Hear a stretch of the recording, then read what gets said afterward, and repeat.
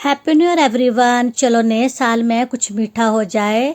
और मीठा बनाने के लिए ये सारा का सारा सामान जो मैंने रखा हुआ है इसको कैसे यूज करना है बाद में बताती हूँ, लेकिन उससे पहले ये कच्चे वाला जो नारियल है इसको अच्छी तरह से इस तरीके से देखो, इसको थोड़ा सा होल करके इसका सारा पानी निकाल लेना एक बॉल के बीच में। पानी को हम बाद में यूज कर लेंगे। अब देखो उसके बीच की जो मिलाई है उसके साथ मैं आज आपको केक बना के दिखा रही हूँ।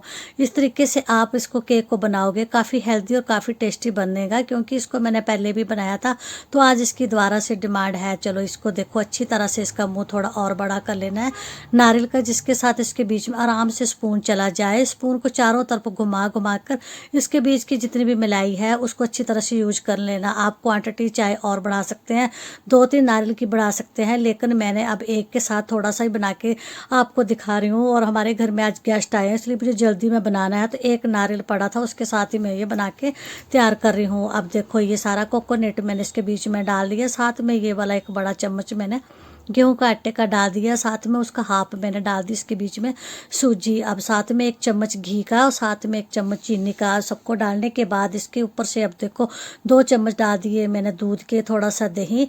अब इसके साथ मैं ये डालूंगी, लेकिन पहले इसके बीच में डाल रही हूँ कोको पाउडर। कोको पाउडर के साथ ये इसका कलर कॉफ़ी कलर का हो जाएगा। साथ में मैं 2 पाउच डालूंगी इसके बीच में मिल्क पाउडर के।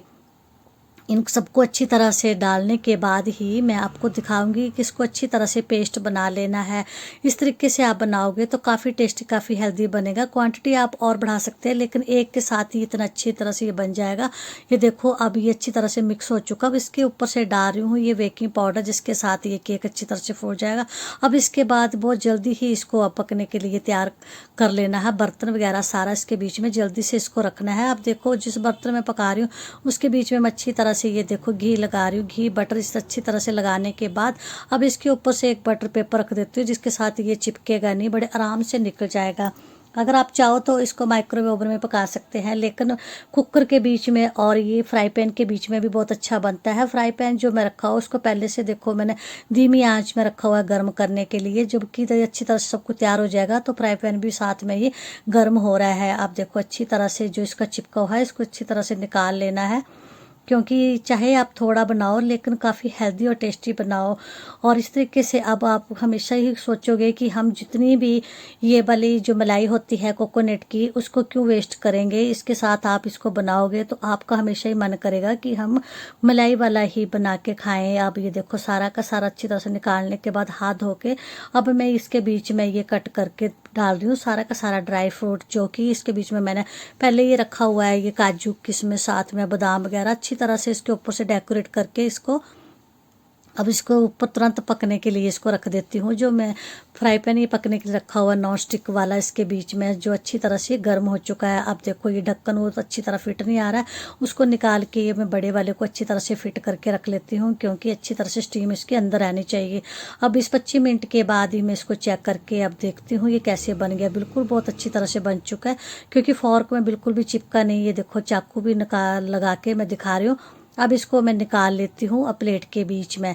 बहुत गर्म है, लेकिन इसको बस क्योंकि कांच का बर्तन थोड़ा कम गर्म होता है इसलिए आराम से निकल पा रहा है।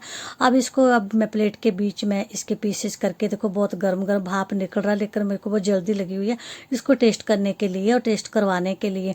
अब ये सारा का सारा ये देखो कितनी अच्छी तरह से फ्लप्पी की तरह बन चुका है। सब कुछ अच्छी तरह से मिक्स हो चुका है। और आज हमारे घर में गेस्ट आए, मेरी सिस्टर ला मेरे घर में आई हुई है। मैं सिस्टर ला को अब टेस्ट करवा के पूछूंगी दीदी ये कैसे बना है। पहले मेरे भांजे ने इसको खा लिया, उसको तो बहुत पसंद आया। अब मैं दीदी को खिलाने जा रही हूँ। दीदी इसको खा के इसका टेस्ट करके मुझे बताएगी। अब देखो दीदी खा के बता रही है वाह सच में बहुत ही परफेक्ट बना है, हर चीज़ का बीच में बहुत टेस्ट आ रहा है। और ये इतने अच्छी तरह से बनाया है कि अब कोई भी कहते कोकोनट की मलाई निकाले बिना नहीं फेंकेगा। अब दीदी कह रही है मैं तो तेरे को लाइक कर रही हूँ, सबको कोई कह रही है कि सब इसको लाइक करना, कमेंट करना और इसकी वीडियो काफ़ी शेयर करना, क्योंकि ये बहुत ही अच्छा बना है, बहुत टेस्टी बना है। चाहे थोड़ा बनाओ लेकिन हेल्दी और टेस्टी बनाओ। और ये देखो आज मैं आपके साथ ये कोकोनट की जो मलाई के साथ आपके साथ केक की वीडियो शेयर करी है। आप इसको ज़रूर ट्राई करना और सबको दोबारा से हैप्पी न्यू ईयर एवरीवन।